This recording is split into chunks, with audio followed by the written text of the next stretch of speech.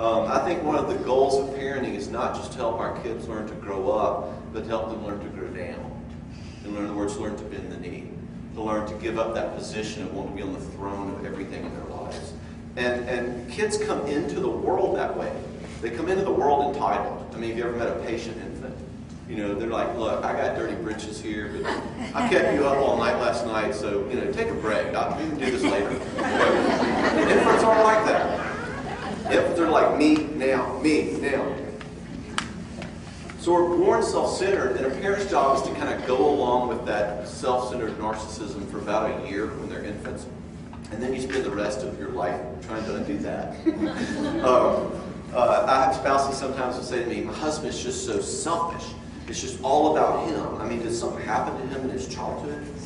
And I'm like, well, no, it's not that he's selfish because something happened to him in his childhood. He's selfish because something should have happened to him in his childhood and didn't. Okay, like somebody taking him over their knee. That did not happen apparently, so he's just kind of where he was when he came out of the womb.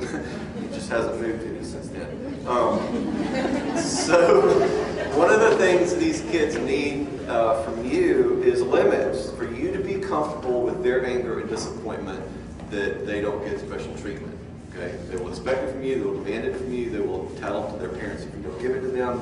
But we need to do what I call lovingly disappoint these kids. Teach them they can actually survive not getting what they want. Now, the loving part is important. I think that in God's economy, loving connection is always the anesthesia to pain.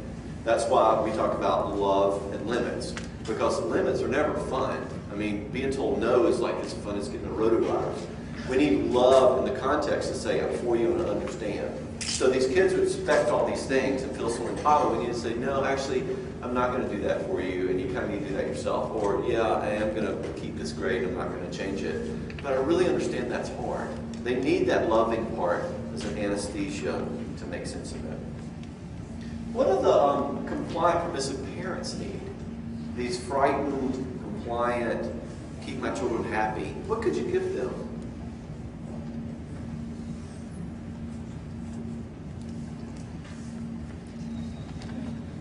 Yeah, it's a toughie.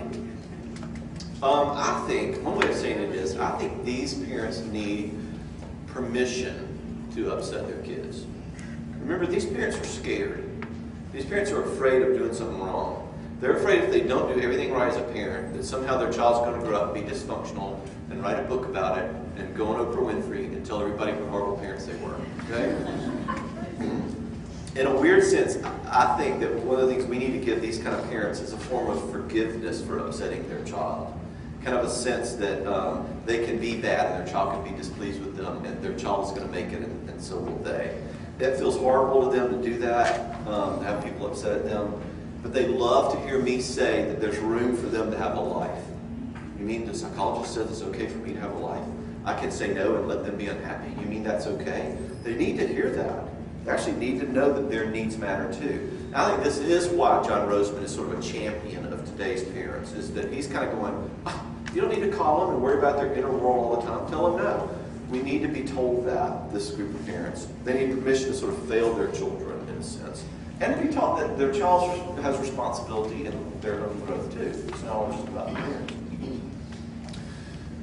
All right, so we have overprotective, anxious parent. We have the insecure, needy, and the authoritarian, controlling, and we have compliant and permissive. All these different categories of parents, all different ways that we err in different directions. All of us parents are wacky.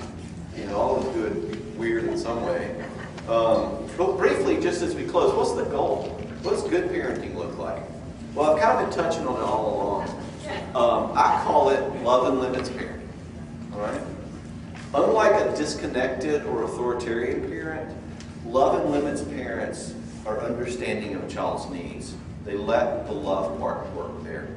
Unlike the permissive parent, love and limits parent has room for the child to be upset. Still going to set the limits. Unlike the anxious parents, they're able to set limits on their own feelings. But love, tenderness, connection on one hand, and limits and power and separation on the other hand, and then one third piece, forgiveness. because none of us are going to do this right. We live in a generation of parents. We all put so much pressure on ourselves. And the number one emotion I experience from parents, including myself, is fear. Am I going to do this wrong? So basically, I think it boils down to those ingredients: love, limits, and forgiveness. There's a great a guy in the early 20th century named D.W. Winnicott, who was a pediatrician and a psychoanalyst. Go figure. But he did these longitudinal studies on kids and their parents and the style of parenting that they had and how those kids turned out as they got older. And he found that the kids who had like perfect parents were kind of weirdos. You know, it's like they didn't really know how to handle real life. That these parents were just constantly attending and never made any mistakes, and it kind of freaked the kids out. But he went and he looked at the adults who turned out the best, like the most adaptive, well-functioning, normal people, and he went back and looked at what kind of parents they had, and he found that there was nothing noteworthy about them. There was nothing really that stood out. They were there sometimes, and they kind of screwed up sometimes, and they lost their temper sometimes, but they really managed things well sometimes. They really connected with their kids sometimes, and they kind of dropped the ball sometimes. And he found that there was this ebb and flow of being people with their kids, and what he called it was good enough parenting. That you don't have to be perfect, you got to be good enough. And that ease and comfort that those parents had gave their children so much. But it gave them love, and it gave them limits, and it gave them forgiveness, not only for the children, but for the parents. God calls them grace, truth, and forgiveness. He's always talking to us from that position of love and limits. He says, I am the Lord your God who brought you out of the land of Egypt, out of the house of bondage. You shall have no other gods before me. Okay? I'm this great guy. I saved you. Now let's get down. There's some limits too. And he does those both at the same time. So our message to our kids should be your acceptance in this house is unconditional. How much fun you have here is very conditional. All right? How pleasurable your time is very contingent on what you do. But we always will love you. And those go together. Now, unlike God, we all tend to err on one extreme or the other of the love versus limits, which is what produces these styles we're talking about. Some parents tend to be these soft, nurturing, lovey types, and they're overprotective and overindulgent, and that good parenting is that good night bedtime story before bed. And other parents tend to be real authority-based and yes, sir, and this is the bottom line. Now, when the lovey type is all about nurture meets the controlling type is all about doing things right, when they meet each other, what happens? They get married. Okay? And one of you is sort of Captain Von Trapp with the whistle and making them march in line, and the other is like singing songs to them in bed, making clothes out of the drapes. You know, that's what those families end up handling. So, but use this as sort of a model for yourself, for your own parenting, but also in understanding parents and making sense of that as well. Questions, thoughts? Yes, ma'am. Would you recommend me to read these books for loving and then Yeah. parents?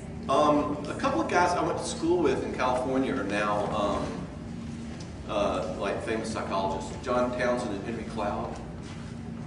They've written lots of good books. There's one, Boundaries with Kids. There's another one called Raising Great Kids. Title and title and One of them is Boundaries with Kids. Boundaries boundaries. with kids. Other is Raising Great Kids. John Townsend and Henry Cloud. Anything they write is really, well, I was going to say it's really good, but that's because I agree with all of it, so maybe that's not fair. I went to the same school, so. Henry who? Ma'am? John Townsend, Henry Cloud. Henry's from Vicksburg, actually. His dad owned Cloud Appliance, Vicksburg. You know Vicksburgians? Yes, ma'am. How does religion and their faith in God and their principles that they learn in regards to the different types of parenting, is there a level somewhere there with particular parents, or understand what I'm asking? Not quite, but I think you're going in a really great direction. Keep going. There's different sets of parents, and Yes. there's a different kind of parents. Do you think that religion or their religious upbringing or their relationship with God Will changes affect any this? parenting